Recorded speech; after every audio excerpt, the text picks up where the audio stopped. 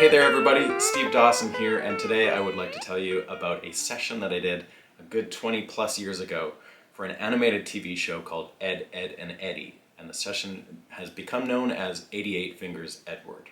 So back in the late 90s, Danny Antonucci, who was a kind of a notorious animator around Vancouver, started a series called Ed, Ed, and Eddy, and he enlisted the help of my friend Pat Caird, who was not my friend back then, I didn't know him, but I got to know him. He enlisted Pat to write all this crazy music for this animated series that took off and had a run from about 1999 to 2006 or something like that. I don't know the exact details. Anyway, in the first season, Danny Antonucci decided that one of the characters was going to play the steel guitar. And so he drew it in, and he animated this guy playing steel like this, on this instrument that's not clearly a pedal steel or a lap steel. And Pat had to provide the music for it, and I eventually got called in to do it, and that's what happened. And that's how we get one of the characters playing the lap steel, and it's me playing it, and it was a very quick session, and it all happened very fast. And we had fun, and then I never thought about it again until years later when I realized that the show had this big cult following and all kinds of people loved that clip of music. Now, what it is in the end, it's about 30 plus seconds of crazy steel playing that makes no sense. And you can sort of hear that it's a blues progression going on, but really it's just mayhem. And we'll tell you all about it. And I brought in my friend Pat Caird today, who wrote all the music for the show from the beginning to the end. Every note that you hear is written by Pat, except for this steel guitar piece, which is just me. And he did a brilliant job on the show, and I thought he could provide some insight into how that episode came together and how I ended up there as part of the history of the show.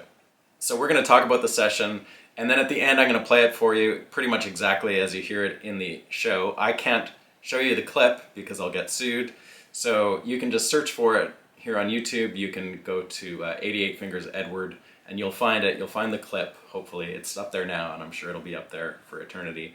But there's also, the cool thing about it is you can see all these people playing their crazy versions of it. There's some people playing it on lap steel, some people on guitar. Somebody's transcribed it, which is mayhem because really it makes no sense musically. So it's all very fun and awesome, and I love it. And I've been harassed about it enough to decide to do this little video to tell you the story about how it happened. So before we bring Pat on the show, I just wanted to show you the guitar that I used. This is a Magnatone lap steel from the late 50s or early 60s, I'm not really sure. It's lovely blue mother of toilet seat color. And it's very simple. It has an input jack and a volume and a tone control and this crazy pickup that you can't really see the pickup of. I don't know, it's wacky. Anyway, it sounds great. I know it's the one that I used because it's the only lap steel that I've ever owned. And yeah, volume was cranked. The tone control is what I used to get the wah-wah effect in a few spots. You basically hear what sounds like a wah-wah pedal, but really it's me rolling off the tone really quickly and rolling it back on. It's an old Western swing steel trick. So this is a 6-string steel, and it's tuned to C6 tuning, which goes C, E, G, A, C, E. And that's it. We plugged it in direct, no amplifier at all. I can tell by listening to it. We didn't even use an amp. And that's what the sound of 88 Fingers Edward is. Let's go talk to Pat and see what he has to say about the particular episode and the session, but also a little bit about the background of the music of the show, which is very interesting indeed. So I've got Pat Caird here, and Pat is the composer of all the music from the Eds, from Ed, Ed, and Eddy for I don't know how many years. I don't know the ins and outs of the show. So my recollection of what happened with 88 Fingers Edward is out of the blue, I get a call from you one day, and you said, "Hey Steve, can you play steel?" But I knew what you were talking about was something that was not like totally my bag, but I was willing to do it anyway. And you were upfront about that, as I recall. No, because you had to be, because you only had a lap steel, and Right, it was the right. pedal steel that I was looking for. Right. Yeah. Although in the animation, it's kind of undisclosed. It sort of looks like a lap steel. Like he just sort of generically drew a steel, but it wasn't necessarily a pedal steel. So anyway, you called me in. I was like, yeah, sure, great. You had concocted a track for me to play to that was basically like a blues with there was no melody really. There was just like a backing track. And we just sat there. The animation was done because I do remember seeing it. And I remember thinking like, oh my God, this is crazy because it's going like this, right? Yeah. Like, the animation. And that doesn't really translate. If I just sat there doing that on the steel, it would just be mayhem. Yeah. So we kind of just like did a bunch of tracks, and then from there you remove the backing track because there is no backing track, and you probably like truncated all the things that I did, because I noticed like on YouTube somebody's transcribed it, and it's like there's like all these like, there's a bar of 11 and then Yeah, I know. Yeah. the funny thing for me is I remember I went on tour with some band I love this story. maybe like it was a while later, like 2 or 3 years later. But I went to Europe and I turned on like I get to Europe and the first thing I do, it's like 2 a.m. in my hotel room in Switzerland, and I turn on the TV and there's this channel and it's on a commercial, and they say like, this channel plays 24 hours a day The Simpsons, Ed, and Eddy, and one other show like King of the Hill or something. But it was like 24 hours Ed and Eddy. The commercial ends and it's 88 Fingers Edward episode. Not only that, but it's like the scene that I played the thing on comes up like within a minute of getting to Europe and flicking the TV on the hotel. I love that story. It's hilarious. It blew my mind. It was bananas. Yeah. So tell me your side of the story, like briefly, like how many years did you do the show for? What do you recall about this particular episode, and what were you told by Antonucci to do for it? Okay. First off, Avast Ye Ed, which is the episode that it's from, is the 26th episode in season 1. So that would have been 1999 or 2000. Wow, crazy. And so the Eds premiered in 1999. Okay.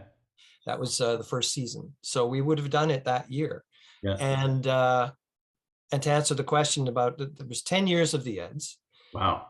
We did 6 seasons, 3 specials and a feature, 26 episodes per season. So you can do the math on that. I mean, it's like, there was a lot of writing music, and each episode was a TV half hours, 22 minutes long. So there were by the end of it, there were a couple of episodes where I basically started at the first frame of picture, and the entire cue was one Amazing. thing. And here I have, yes, I did. Amazing. Yeah. And this is page 1 of episode 65. That's page 1. And let's see how many pages are in this episode. This is the, as you can see, there's lots and lots of music there. Oh my God. And what's the last page? Oh, here's bar 682. Okay, no, here it is. Last page, page 47, last bar 815. Holy crap. You'll see that I wrote these cues out on a grand staff so that everyone could, and it's all in concert. So all the players can see what's going on in the track.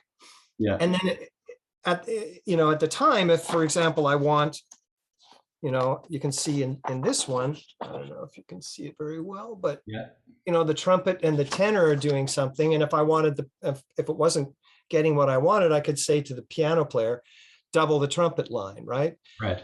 And get more percussion out of it or whatever, so. Because it was all done live, right? It was all done. It was all done live. Amazing. I had some systems together, and I could actually get the show written and recorded in 5 days. Wow. So what do you remember as far as like direction from Danny Antonucci himself as far as music goes, and then tell me how it came up for this episode that suddenly one of them was going to play the steel? Well, I mean, Danny's got an amazing broad musical sense. He listens to everything from Cecil Taylor to the Ramones to and Frank Sinatra, Duke Ellington, Louis Prima, loves old country, loves Hank Williams. It's like he's really a polyglot. Is that what you would call it? Yeah. And he likes the good stuff. I mean, he gets the good stuff. And he liked Louis Prima. And, we kind of got into this thing where, how did I describe it? I described it as, if Louis Prima's band bus and Duke Ellington's band bus had a head-on collision one night in the desert, the Ed's band are the survivors, right? So, and so, in keeping with Danny's,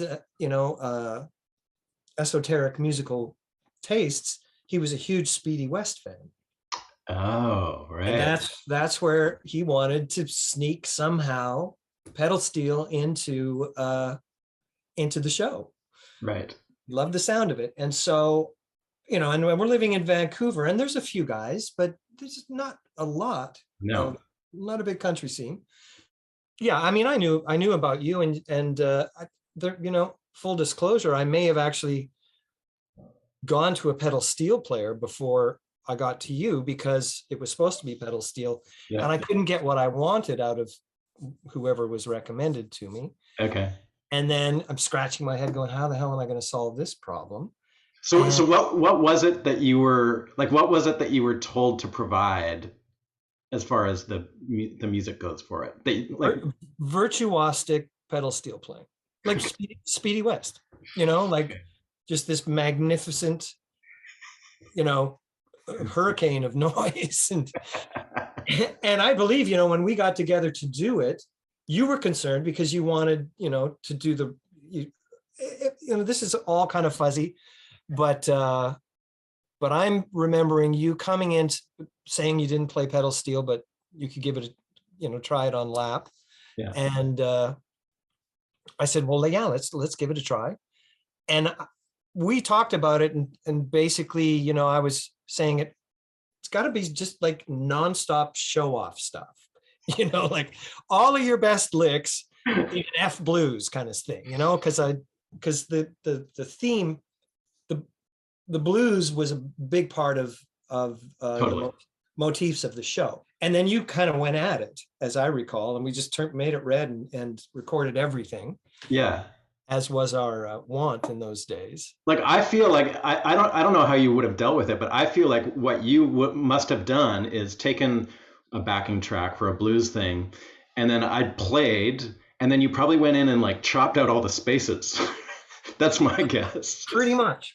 I mean, even there's one guy who does, because in researching this episode, I did sort of scan through some of the offerings on YouTube, and there's one guy who just plays it in a blues form. He doesn't worry about the weird odd time stuff. I dummied up a blues form that would make sense over the length of of what he's doing. Yeah. And then you played your stuff in each chunk, on the different chunks of it. And then I took it and edited it together. And I may even have done some time compression, or, just to change things to get them to fit.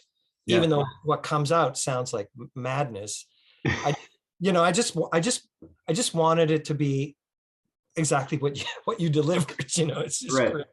Do you have any recollection of what Danny's reaction to the track was? Like, was it what he was looking for, or was he like, change this or do that? No. He just loved it. Really? He just laughed his ass off when he heard it. He's just like, it's like perfect. It's great. And Danny's, he's so great to work with, because when he likes it, and if you don't get that, okay, I'll come back a little later. I'll look at this again, Yeah. Okay, thanks to Pat Caird for joining me on the show and talking about that crazy session. And now I'm going to play it for you so you can see what all the fuss is about. I don't know. Here it is. This is 88 Fingers Edward, played by me, much in the way that I would have played it back then, except this is all at once, and back then I probably played it in about 8 different takes. So thanks, enjoy, and now take it away, 88 Fingers Edward.